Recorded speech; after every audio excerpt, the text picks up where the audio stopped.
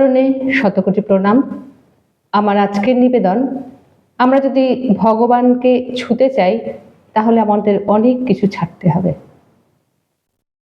আমরা রথের দড়ি টানতে চাই, যখন রথের দড়ি টানবো তখন আমাদের হাতে যদি আমাদের পার্স, আমাদের কোনো বস্তু থাকে, আমরা কি দুহাত দিয়ে রথের দড়ি টানতে পারবো? রথিয়াদের থেকে কিন্তু এটা আমাদের একটা খুব বড় শেখার জিনিস, যে আমি যদি রথের দড়িটা টানতে চাই তাহলে আমাদের হাতে যা যা রেখেছি সব আমাদের ছেড়ে দিতে হবে, তাহলেই কিন্তু আমরা ভালোভাবে রথের দড়ি টানতে পারবো। ঠিক সেই রকমই আমরা যদি ভগবানকে পেতে চাই তাহলে এই মোহমায়ার সংসারে আসক্তিপূর্ণ হয়ে আমরা যে সংসারকে ধরে রাখছি সেটা আগে আমাদেরকে ছাড়তে হবে, তারপরে গিয়ে আমরা ভগবানকে ছুতে পাবো। এখন মুখে বলা তো খুব সোজা যে আমাদের এই সংসারকে ছাড়তে হবে, এদিকে আমাদের এই সংসারেই জন্ম। তাহলে আমাদের কি করতে হবে? আমাদের ভগবানের সঙ্গ করতে হবে। এই কলিযুগের সব থেকে সহজ এবং সব থেকে প্রধান যেটি সাধন, নাম জপ করতে হবে। আমরা যত নাম জপ করব তত আমাদের হৃদয়টা আস্তে আস্তে সংসার থেকে আসক্তি শূন্য হবে। তার মানে এই নয় যে সংসার থেকে পালিয়ে যেতে বলছি, আমরা সংসারেই থাকবো, সংসারের সমস্ত কর্তব্যকে ভগবানের দেওয়া কর্ম বলে করব, কিন্তু আমাদের দড়িটা থাকবে ভগবানের হাতে। উনি যেভাবে আমাদের চলতে বলছেন, যেভাবে চললে উনি সন্তুষ্ট হন, আমরা কিন্তু সেভাবে চলব।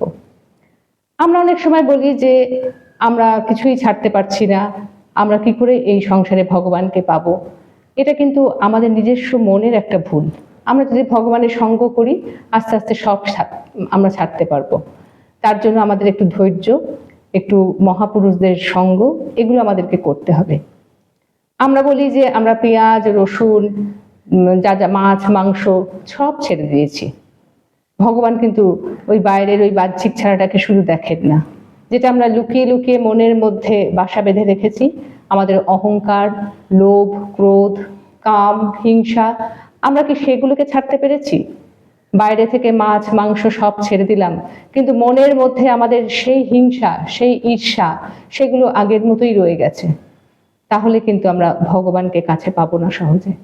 আমরা যেটা লুকিয়ে রাখি, ভগবানকে দিতে চাই না, ভগবান সেটাও লক্ষ্য রাখেন।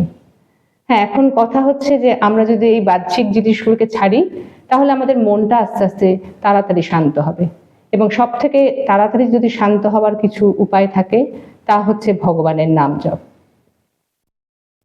আমরা বলবো যে বলি মহারাজের যখন চরিত্র আমরা পড়েছি তখন দেখি যে বলি মহারাজের কাছ থেকে ভগবান সব নিয়ে নিয়েছেন, তার রাজ্যটুকুনিও নিয়ে নিয়েছেন, এবং নেওয়ার কৌশল দেখে আমাদের সাধারণ ভক্তদের মনে হবে যে ভগবান ছল করে ওনার কাছ থেকে সব নিয়ে নিয়েছেন।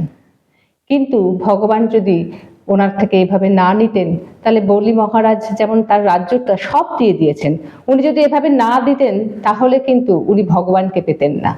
অতএব এখানে দেখছি যে উনি বোধহয় 5 টাকা দিয়ে 5 লক্ষ টাকা পেয়ে গেছেন, যদিও ভগবান দুর্মূল্য, মানে উনি যা দিয়েছেন তার বিনিময়ে উনি স্বয়ং ভগবানকে পেয়ে গেছেন।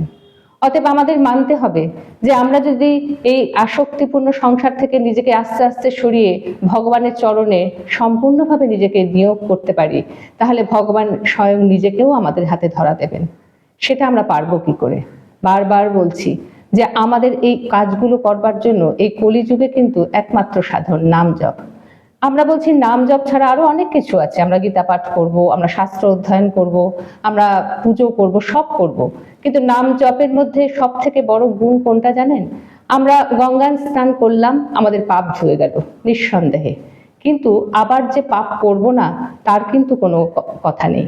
কিন্তু আমরা যদি নাম জপ করতে থাকি অনবরত তাহলে আমাদের পাপ করবার প্রবৃত্তিটাই চলে যাবে, সেই ইচ্ছাটাই আস্তে আস্তে নষ্ট হবে, তাহলে নতুন করে আর কোনো পাপ কর্ম আমাদের হবে না। তাই বারবার আমি সবাইকে আমার এই ছোট ছোট ভিডিওর মাধ্যমে আবেদন করছি যে কলিযুগে একমাত্র যদি শান্তিতে এবং সুস্থভাবে থাকতে চান তাহলে নাম জপ করে যান।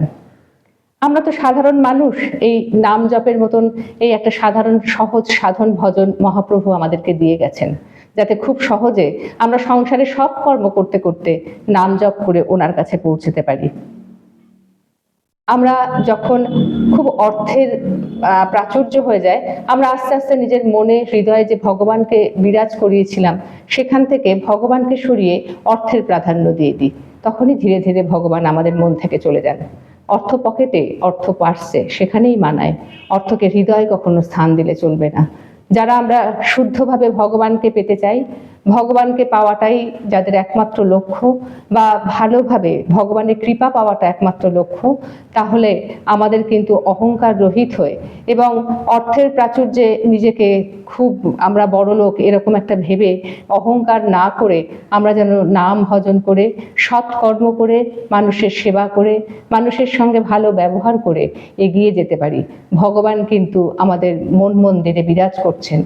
উনি আমাদের সমস্ত খেয়াল রাখেন যে কোনটা আমরা লুকিয়ে করছি, কোনটা আমরা বাইরের জগৎকে দেখানোর জন্য করছি।